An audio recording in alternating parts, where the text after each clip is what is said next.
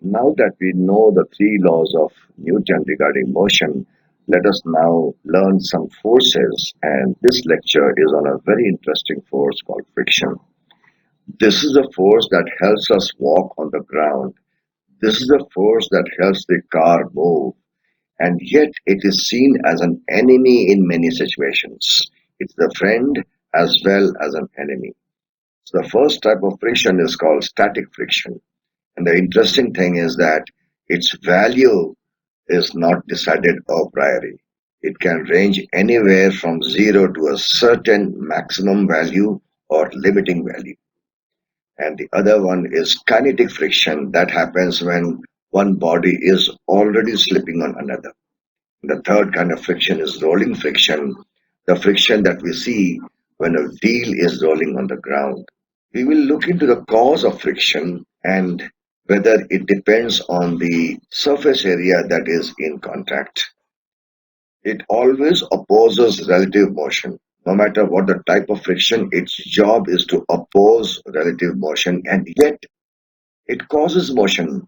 Like I told you, it helps us to walk, it helps the car to move. So we really need to understand this force very well. Welcome to the portals of what I call real learning, and therefore you should not skip at all and listen carefully right till the end. Having learned the three laws regarding motion, that is Newton's laws of motion, let's now talk about some forces, contact forces as well as non-contact forces. Amongst contact forces, we will have friction, normal reaction, tension in a string, spring force, force during collisions, weight of a body, and then we will talk of some non-contact forces. In this session, we will learn about friction, and that's a very interesting kind of a force. First of all, we need to push or pull to make a body slide on a surface. Now look at this picture. This man is pushing the rock with some force F, but the rock is not moving. Why is it not moving? Net force must be zero on it. Now the weight is acting downwards, the normal reaction from the floor is acting upwards. They cancel out each other. In the horizontal direction, what is cancelling out this force? And that occurs at the surface, and that is a frictional force. Similarly, this man is trying to pull the boat but not able to do so because friction is opposing him. Now, very interestingly, if he calls his friend and both of them apply the force, say it is 2F, again it doesn't move. That means frictional force has increased from its previous value. Third person comes, can't move. That means frictional force has increased. Like that, when five people come, only then he can move it. What does it show? That this frictional force is adjusting its value according to the applied force. And there is a certain maximum value of this friction. The thing to ponder about is, does the weight come into the picture at all? It should not, because the weight is downwards, vertically downwards, and any force vertically will not have any component horizontally. But we do know that a small stone is easy to move. That means the weight of the stone is coming into picture. How is that? Some observations. When one man is pushing, he may not be able to move, and more men may be required. That means the resistive force is adapting itself to the applied force. When there was no applied force, there was no resistive force either. And as the applied force was increased, the resistive force also increased. But there is a certain maximum value of that force. A smaller rock can be pushed with a lower force. That means the maximum resistive force has some relationship with the weight, but more accurately on the normal reaction between the two surfaces. Another thing is, if the surface is wet, then the rock can be moved more easily. That means that the nature of the surfaces in contact has a role to play in terms of what can be the maximum value of the frictional force, the nature of the surfaces. These observations hold even if we're to push from the other side. That means friction not only adjusts its magnitude but also its direction. It is called a self-adjusting force. Now, what is the reason? The reason is the roughness of the surfaces in contact.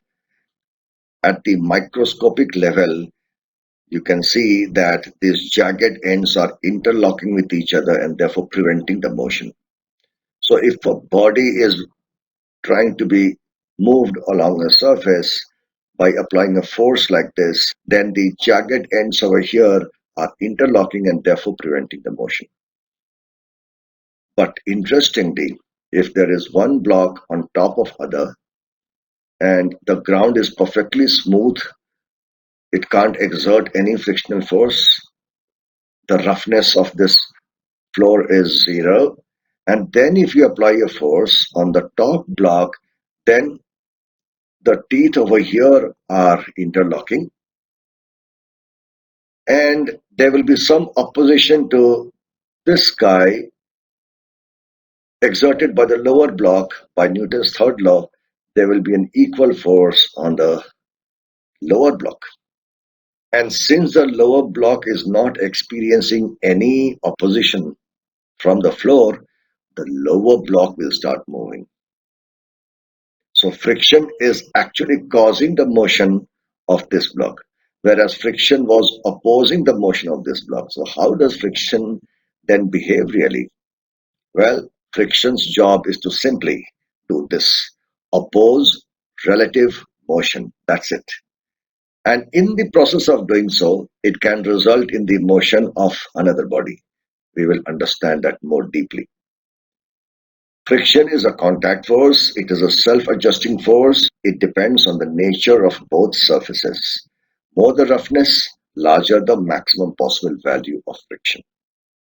So there is a range of this friction, 0 to a certain maximum value. It is self-adjusting. If there is no applied force, the frictional force is 0. As you increase the applied force, the frictional force increases. If you keep on applying the applied force, the frictional force keeps on increasing, but then reaches a certain maximum value. And that maximum value depends on the normal reaction between the two surfaces and on the roughness of both the surfaces. So here is this example, one block on top of the other. Some pushing force is applied on A.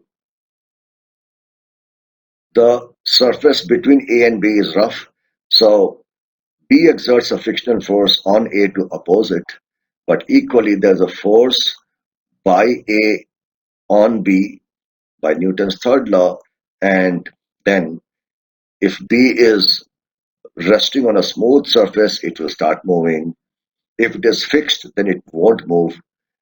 And if it is resting on a rough surface, then it is quite possible that B doesn't move and only A moves because the ground can now exert a force on B to prevent its motion. Friction only opposes relative motion, not motion. Let us understand that with this example, we have a table tied with a rope and we are pulling it with some force. And we find that the book moves along with the table. Whatever is the acceleration of the table is also the acceleration of the book. So they move together. Now the question is, why did the book move? Nothing moves without a force, right? We didn't even touch it. There was no field force or non-contact force. Then why did it move? It is that the table's roughness over here at this surface, the teeth or the jagged ends are interlocking, and then the table exerts a force on the book to make it move forward. What is happening is that the table is trying to slip from under the book. So the book tries to prevent that by friction, exerts a force like this by book on the table. By book on the table is to the left, and this will be by the table on the book. Now there is an unbalanced force on the book, that is why it moves. And the acceleration of the table will be this force minus this force divided by the mass of the table by Newton's second law. Clearly, if this force is very large, causing a very large acceleration of the table, then the book may not be able to move with that acceleration. Why? Because this frictional force has got a limitation. So guys, friction can cause motion because it is attempting to oppose relative motion. In the process, it is causing that motion of the book. Similarly, friction helps us walk. We can't walk on ice. Ice is very smooth. There is hardly any friction. Similarly, a car moves forward due to the friction. It is not merely due to the rotation of the wheel. You can make the wheel rotate as much as you want, but if the ground is slushy, the car doesn't move forward. So friction can cause motion. During the process of opposing relative motion, that is the key idea. I told you it's a very interesting character. So, same picture. Please understand, friction does not act when there is no such pushing force. It wakes up. Friction wakes up when you apply this pushing force. That is when there's an attempt to cause the slipping. Only then the friction starts to act. It increases as the pushing force increases, matching it all the time. Ultimately, it reaches a maximum value called limiting value. And that is what we call limiting static friction. Static friction means we are trying to cause a relative motion. It was at rest, we are trying to cause a motion. So it was static. Now we are trying to cause a motion. And then the friction that exists is called static friction. There is a limiting value of that friction. How much is that? We write that as FL. It is proportional to the normal reaction between the surfaces, and mu s is the coefficient of static friction between the two surfaces. It only depends on the nature of the two surfaces, and it is simply a pure number, nothing else. Now this n may not be equal to the weight. Sometimes it is, but not always. In this case it is. Whatever is the weight of this guy, it is supported by an equal and opposite force exerted by the lower block. So in this case, N is equal to W, but not always. Be careful. The limiting value of static friction is mu S times N. In other words, the static friction value can range anywhere from 0 to the limiting value. There is a range of the static frictional force. We can measure the limiting value of the static friction and can also measure the coefficient of static friction. See this example. We have a block on the floor, on a rough floor. We connect a spring balance and we apply a force, increasing it slowly from 0. So as you increase it, the block doesn't move. What was the force? That is also the tension in the spring balance, and this reading gives us the tension in the spring balance. That is also the force. Now we are slowly increasing it, and at a particular value, it just begins to move. That means the applied force is just exceeding the limiting value of the friction, just exceeding. So that time you take this reading, that is F, that is also FL, nearly. And since you have FL, you can now calculate mu S because you know N, because N is the weight of this body in this case. Friction does not depend on the contact area. I have a body kept in two different orientations. In this case, there is a small contact area, and each contact area is supporting some weight like this. And in the other case, each contact area is supporting some weight, but it is supporting less weight, right? There is more mass above each contact area in this case, and there is less mass above each contact area in this case. Now, FL is mu s into total N. Total N is the N per contact area into the number of contacts. So, what was the weight? Since the body is stationary, the normal reaction from the floor in totality, if I write it as N naught, that is equal to W. and I'm writing this N1 as the normal reaction per contact area. And here I'm writing N2, normal reaction per contact area. So here N1 is equal to N naught divided by 1, 2, 3, 4 contact areas. And here N2 is equal to N naught divided by there are 9 contact areas. Now Fl is mu s times the normal reaction per contact area in case 1 multiplied by the number of contact areas, that is mu s n naught. In the second case, the normal reaction per contact area is n naught by 9 multiplied by the number of contact areas. Again, it is the same. Therefore, same Fl. The maximum value of the static friction does not depend on the contact area. Next, kinetic or sliding friction. We know that the external force must exceed the limiting value of the static friction for the motion to start. Now let's say that this condition is satisfied, so motion starts. It is easier to keep a body moving than to make it move from rest. What that means is once moving, a different coefficient of friction comes up called coefficient of kinetic friction called mu k. And mu k is less than mu s, or mu s is more than mu k. That is why it is easier to keep a body moving. Now the value of the kinetic friction Fk, let me write, that is always mu k times n. There is no range in this case. In the case of static friction, there is a range from 0 to Fl. This is mu k times n always, right? And the moving body slows down due to kinetic friction. Ultimately, it stops. So friction does negative work on the body. So let's understand all this by a simple graph. A force F is applied on a block of weight 100 newtons like this. The weight of the body is 100 newtons and a force is applied on the body and the ground can exert some frictional force.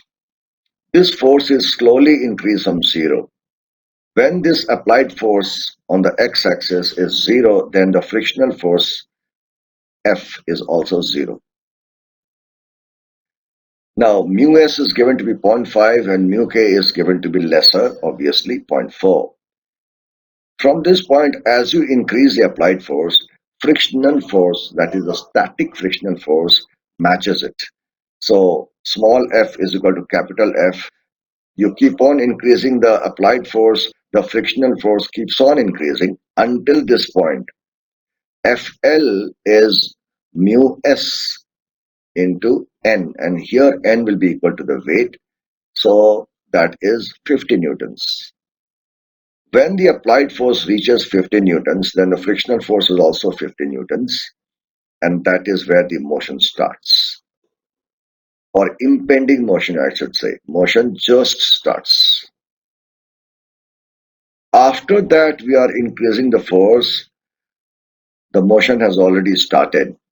Then the frictional force will drop down to this level of 40 newtons because Fk is mu k times n, that is 0.4 times 100, that is equal to 40 newtons.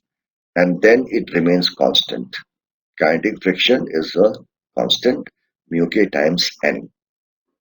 So kinetic friction is smaller than the maximum value of the static friction.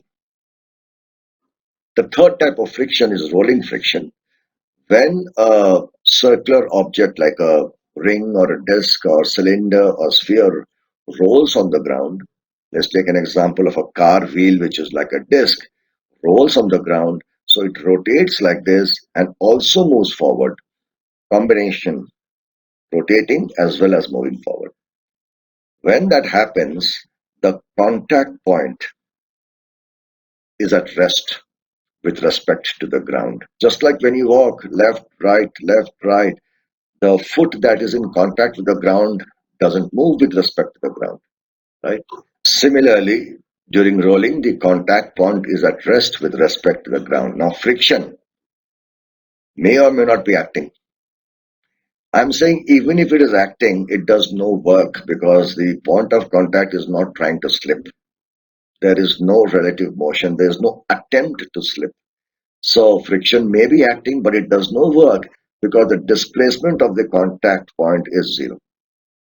And therefore, during a pure rolling motion, friction not doing any work, there is no loss in energy. That is the interesting point about rolling. So when you talk of rolling motion, however, our common experience is if you take a wheel and simply roll it on the ground, it eventually stops. That means friction is stopping the motion. Friction is doing some negative work. Why does that happen? That is because in reality, if you take a car tire, it is not completely a circle. At this point, it becomes nearly flat. And then some normal reaction from here exerts a torque in the opposite direction in order to stop it. But still, this rolling friction is rather small. Rather small. Kinetic friction, static friction, rolling friction. Static friction is more than kinetic friction, and that is very much larger than rolling friction. Example, you have a heavy box, you want to move it. You can move it far easily if you keep it on some bamboo cylinders. Then as you pull, then the cylinders roll on the ground. And rolling friction is smaller than this kinetic friction. You might have seen this in villages. People put these bamboo cylinders as it moves forward, then this particular one they will bring here, and that's how they can move it to a large distance. Rolling friction. So we learned about three types. There's a fourth type also called fluid friction in liquids and gases, and that is called viscosity. Its basic nature is the same, that is to prevent relative motion, but it also has some differences. For example, the force, viscous force, depends on the contact area and also depends on the speed, relative speed. So, in that sense, it is a little bit different than friction, but it is also similar from the perspective that it opposes relative motion. Let us do this nice question on friction. A box is lying on the floor of a train compartment. So, here is a train compartment with the wheels and there's a box lying on the floor. The coefficient of static friction between the box and the floor is 0.15. It is a pure number. If the box must remain stationary on the floor, even though the train moves, what maximum acceleration can the train have so that the box remains stationary? With respect to the train, that means the box must have the same acceleration as the train. It is stationary with respect to the train. Now, who is going to cause the acceleration of the box? As we learned in the book and table example, it is the frictional force between the two surfaces which is dragging the box, and this has got a limit. So, frictional force will cause the acceleration of the block. When acceleration goes to maximum, then friction goes to its limiting value. And that limiting value is equal to mu s times n, where n is equal to mg in this case, so m cancels. Therefore, A max is equal to mu s times g, that is 0.15 into 9.8, 1.47 meter per second square. That's the maximum possible acceleration that the train can have. Now, as I had said earlier, do not take the concept of inertia too far. See this experiment. There's a cardboard, there's a coin placed on it, and the cardboard is placed on this glass. Somebody comes and gives a sharp impulse to the cardboard. The cardboard flies away and the coin falls inside. Why? It is not due to inertia. It is due to insufficient friction. Just like we said in the previous example of the train compartment and the block, this is very similar. There's a coin here and there's a cardboard here. Somebody gives an impulse, causing a large acceleration. But because of the limiting value of the friction here, it can move only with some acceleration, a max. And if that is less than this a, that means the coin will move to the left, but less than the cardboard. Therefore, the cardboard slips from under the coin and the coin falls down. So this is not about inertia. It is about insufficient friction between the coin and the cardboard. If the cardboard was moved very slowly, then the coin would also have moved along with it, right? So that was about friction. I hope you enjoyed this session. In the next session, we'll talk of other contact forces.